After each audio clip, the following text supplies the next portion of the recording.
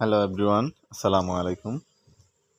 আজকে একটা নতুন সাইট নিয়ে আলোচনা করব, যে সাইটের মাধ্যমে আপনারা আপনাদের যে কোনো ইমেজ, ওয়েপি, পিএনজি, জেপিজি ফাইলকে আপনার পছন্দ অনুযায়ী কাস্টমভাবে হাইট, উইডথ দিয়ে রিসাইজ করতে পারবেন। রিসাইজগুলো খুব সহজেই করতে পারবেন।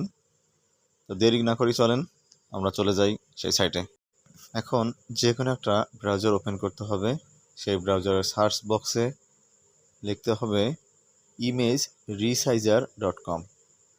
লিঙ্কটি ভিডিও ডিসক্রিপশন এবং ক্যাপশনে দেওয়া থাকবে, আপনারা সেখান থেকে সরাসরি ক্লিক করতে পারেন।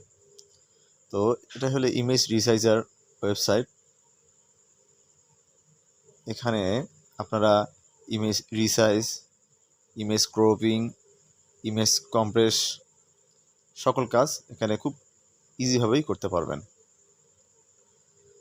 তো এটা হলো ওয়েবসাইটের একটা থিম মুড।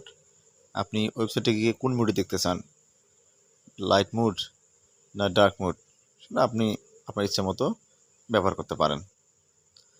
তো এখন আমরা ইমেজ রিসাইজারে যাই। এটা হলো ইমেজ রিসাইজার। আমরা এখন ইমেজ রিসাইজার মেনুতে আছি।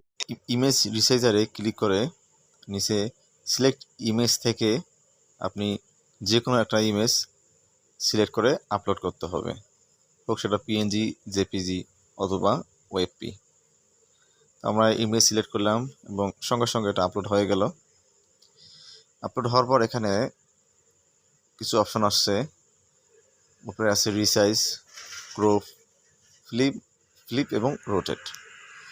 তো এখানে প্রথমে আমরা যাব বাই ডাইমেনশনে।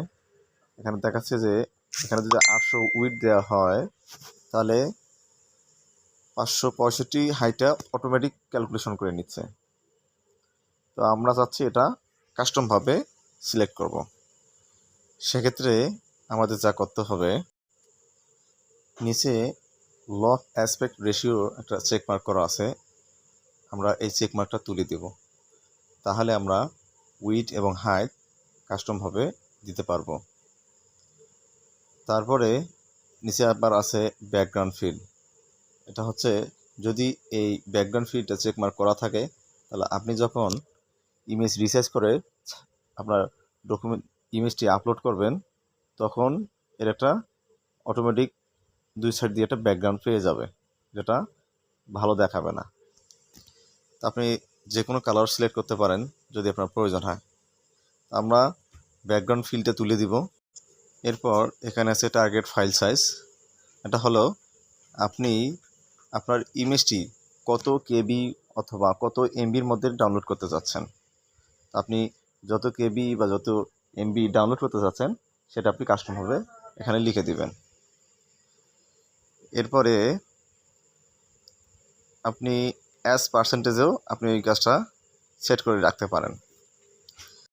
সেভ ইমেজেস এর মানে হলো আপনি যদি ফাইলটি জেপিজি আপলোড করেন আপনি চাইলে পিএনজি অথবা ওয়েপিতেও ডাউনলোড করতে পারবেন।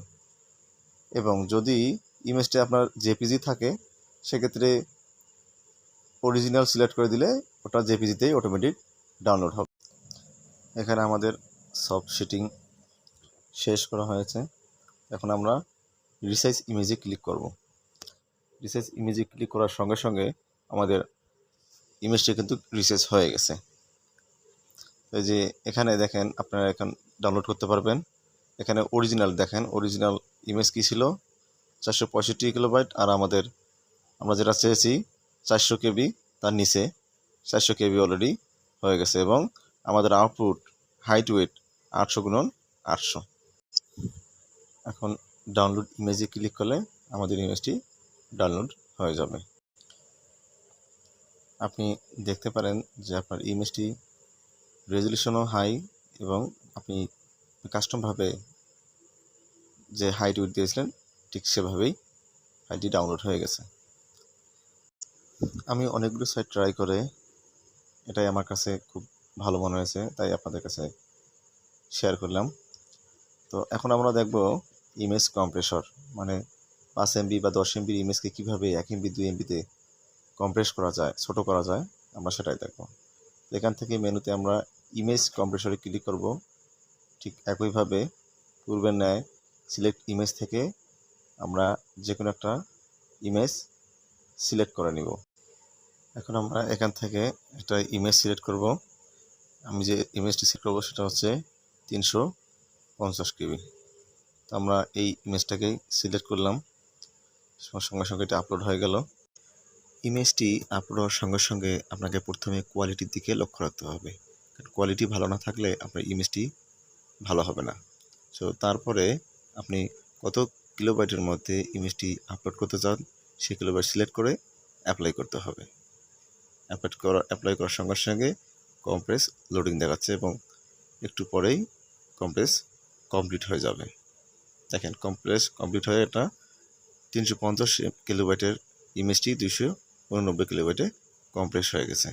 এরপর ডাউনলোড ইমেজ বাটনে ক্লিক করে ফাইলটি ডাউনলোড করবেন। ভিডিওটি ভালো লাগলে চ্যানেলটি সাবস্ক্রাইব করে লাইক, কমেন্ট, শেয়ার করবেন এবং সবার আগে প্রথমে ভিডিও পেতে বেল আইকন বাটনে ক্লিক করবেন। ধন্যবাদ সকলকে।